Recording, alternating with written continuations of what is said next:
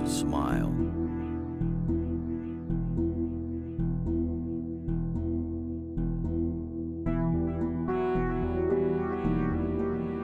Narrated by Matt Grant.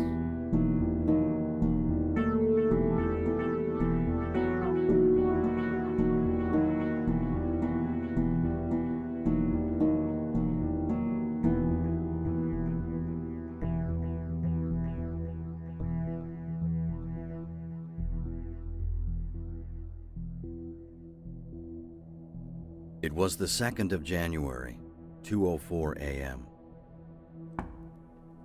I woke up to a knocking on the door.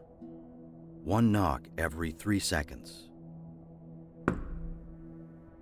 I put on my slippers and walked down the stairs. As I walked down, the knocking on the door got faster. Almost like a heartbeat. When I got to the door, the knocking stopped. I looked outside, and nobody was there.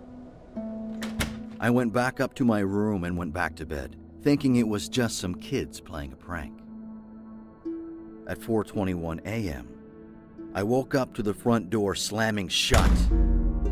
I jumped, terrified. I looked over at my ice-coated window to find "Smile" written all over it in the frost. I grabbed the cell phone beside me, ready to call 911, only to find a message keyed into it which read, "I told you to smile." I cried and ran for my life, determined to get outside as fast as I could.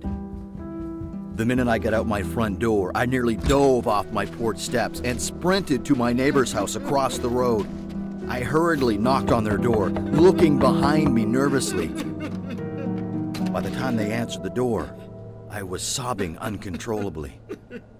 They ushered me inside and consoled me as I told them what had happened and begged them to believe me. My neighbors called the police, and more than an hour after the intruder first startled me, the police finished what they referred to as an extensive search of my house, and then came next door to question me.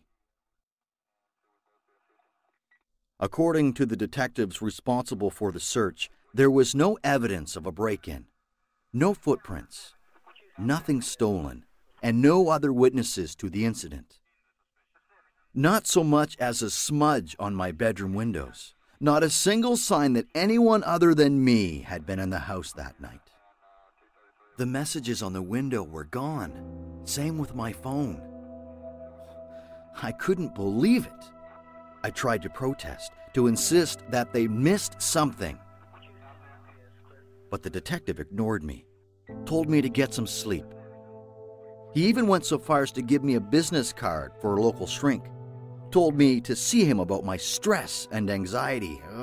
I was so angry I couldn't think straight, and I just stood there, dumbfounded, staring at the card until they walked away, leaving me to sit and stew in my paranoia.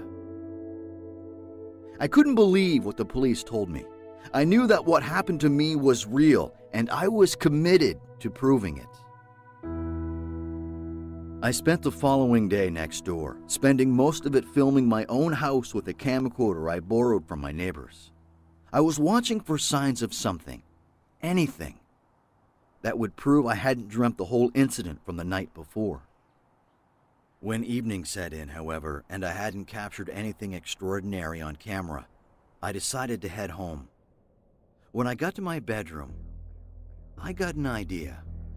I set the camcorder up in the corner of my room, aimed so that it captured a shot of both my bedroom door and my bed. Then I set it to record and went to sleep. For some odd reason, I found the little red recording light comforting and fell asleep immediately. To my surprise, I slept through the night. When I woke in the morning, however, the first thing I did was watch the footage from the night before. And I couldn't believe what I saw. At exactly 3 a.m., something crawled out from under my bed. It resembled an emaciated man with no clothes on, with nothing to obstruct my view of its caved-in chest and thin white skin. Whatever it was, it stood up and looked at me lying there on the bed. It stood completely still for an hour, just watching me. Then, suddenly, it strode to the camera with a shambling gait, edging closer until its face took up the whole shot. Instinctually, I jumped back from my screen. Its face was pale, its skin barely containing the bulging veins covering its head. Its eyes were completely black. But the worst part of all was its smile.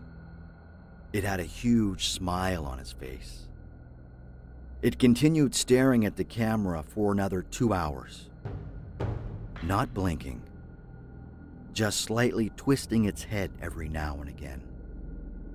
After 2 hours had passed, the thing walked back over to my bed. It leaned over me, putting its face inches from mine, and it stared. After a minute or so, it lowered itself silently to the floor and crawled back underneath my bed. I skipped the video forward until I saw myself wake up, stretch, and get out of bed. I watched myself as I walked over to the camera and stopped recording. The screen went black. I was so scared. I couldn't move. The video showed it going back under my bed, but not leaving. Whatever it was still there.